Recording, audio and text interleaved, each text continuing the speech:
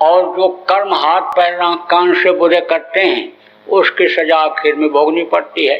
तो उस समय पर उनके प्राण जो होते हैं आखिरी वक्त पर यमराज के दूध निकालते हैं तो यह शरीर तो यहीं गिर जाता है।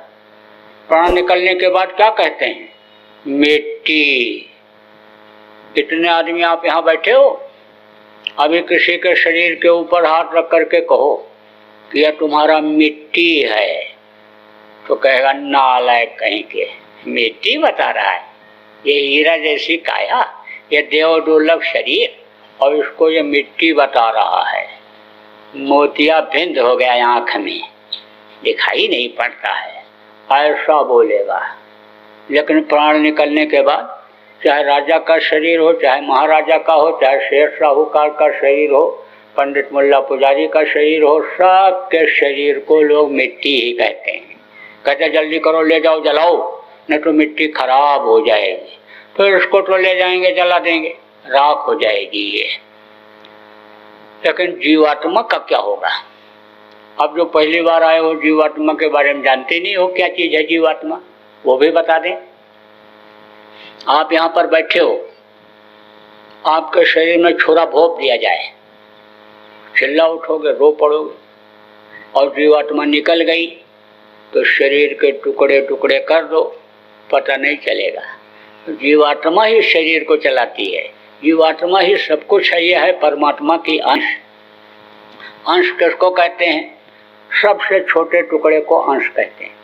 यह इतना छोटा टुकड़ा है कि दुनिया के किसी भी सूक्ष्मदर्शी यंत्र से नहीं देख सकते हो, यानी छोटी सी छोटी चीज़ों को देखने वाली मशीन से नहीं देख सकते हो।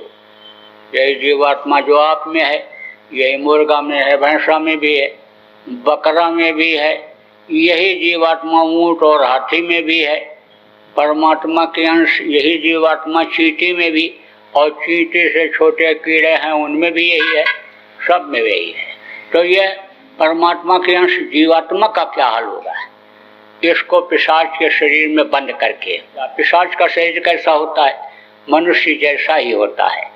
तो इसको उसमें बंद करके और 86,000 ऊपर यमपुरी है वहाँ ले जाते हैं और उसके सामने पेश कर देते हैं। उसके सामने पूरा खाका होता है, उसके मंत्री होते हैं जिनको चित्रगुप्त कहा गया। उनके पास बही खाता होता है, बही खाता रजिस्टर जिसको कहते हैं। तो ये कागज वहाँ नहीं होता, वहाँ सुनहले पन्ना होता है, पन्ना जैसे कागज का, ऐसे वहाँ कागज नहीं होता है। और उसकी लिखावट सुनहला होता है, वो मोटा होता है, और उसकी जो लिखावट होती है बहुत सुंदर। पढ़ तो आप नहीं सकते हो और न वहाँ की उनकी बोली समझ सकते हो, लेकिन देख सकते हो। तो उसी में वो देख करके तुरंत बता देते हैं कि ले जाओ, इसको सजा देना शुरू कर दो। सजा किस तरह की देते हैं, एक दो सजा बता दें आपको। आंखें फोड़ करके और कोड़ा लगाते हैं, मार मारते हैं, गिरता है, हाथ पैर टूटता है, ऐसे लटा देते हैं और सीने पर सवार होकर के दबाते हैं। चिल्लाता है तो जीभ बाहर निकल आती है, तड़पते तड़पते आंखें बाहर निकल आती हैं और फिर हट जाते हैं, और फिर आंखें अंदर चली जाती हैं, जीभ बाहर से अंदर चला जाता है, और फिर दबाते हैं तो फिर तड़पता है, चिल्लाता है, फिर इस तरह निकलती। हाथ ऐसे पकड़े और फेंक दिया, हाथ उखड़ गया। अब वो शरीर तो ऐसे छटपटाता रहता है उखड़ने से, दर्द से। जब तड़प लेता है तब फिर फेंक देते हैं, फिर जुड़ जाता है, फिर पकड़ के इसी तरह आप समझो फिर नरकों में डाल देते हैं। 42 प्रकार का नरक है, छोटे बड़े मिला करके। उसमें बहुत दिन रहना पड़ता है।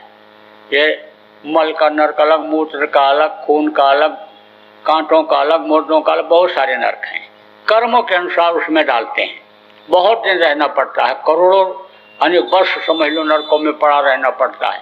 वहाँ कोई सुनवाई नहीं होती, जब चिल्लाता है 100 कोस आवाज जाती है, लेकिन कोई वहाँ मददगार होते ही नहीं। अन्य नरक के तरफ कभी जाना कोई पसंद ही नहीं करता। कहते हैं जहाँ गंदगी बहुत पड़ी रहती है, हम कूड़ा करकट मल जा करके डाल देते हैं। कहते हैं उधर बड़ी गंदगी है, सड़न बदबू आती है, उधर डाल दिए जाते हैं, कुत्ते फुत्ते ऐसे वैसे वहाँ डाल दिए जाते हैं, मरे हुए जानवर, उधर नहीं जाएंगे। ऐसे ही उधर कोई जाने नहीं पसंद करता है। तो कौन मदद करेगा? जब देखेगा सुनेगा तड़पते जीवों को, वही तो मदद करेगा। मदद कौन कर भी सकता है? पावरफुल आदमी ही कर सकता है। और राजा जनक जो है राजा तो थे लेकिन विदेही थे, विदेही कहलाए। विदेही का मतलब क्या होता है? शरीर में ही रहो लेकिन शरीर छोड़ करके निकल जाओ, ऊपरी लोकों में सैर करने लग जाओ, तो शरीर का कोई ध्यान नहीं, ख्याल नहीं, यानी समझ लो कि विदेही वो कहलाते हैं। तो आप समझो जब वो साधना करते थे निकल जाते थे, तो उधर गए उधर घूम रहे थे, एक दिन चले गए ऐसे घूमते हुए, देखा बड़ी मार पड़ रही है, तड़प रहे हैं। तो बोले भाई इतनी सजा? बोले हाँ, कर्मों की सजा मिल रही है, तो इनसे छुटकारा कैसे पा सकते हैं ये? तो बोले हमारे बॉस से पूछो। कौन बॉस थे उनके? उनको किसके माताहत होते हैं?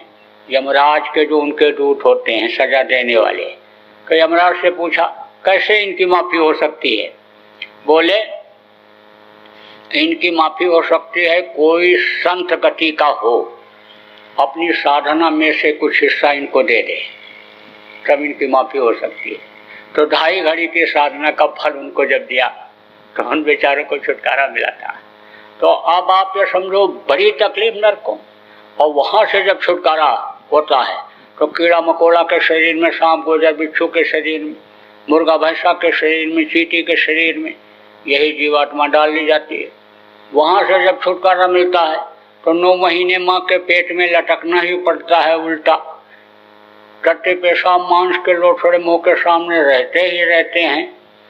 तो जब माँ के पेट की आग तपाती है तभी तो बच्चा माँ के पेट में मालिक से प्रार्थना करता है कि अब प्रभु कृपा करो यही भांति, और सब बत्ता जी भजन करो दिन राती। या प्रभु या मालिक मुझको बाहर निकालो, बाहर निकल करके हम समर्थ गुरु की तलाश करेंगे, रास्ता लेकर के दिन रात भजन करेंगे।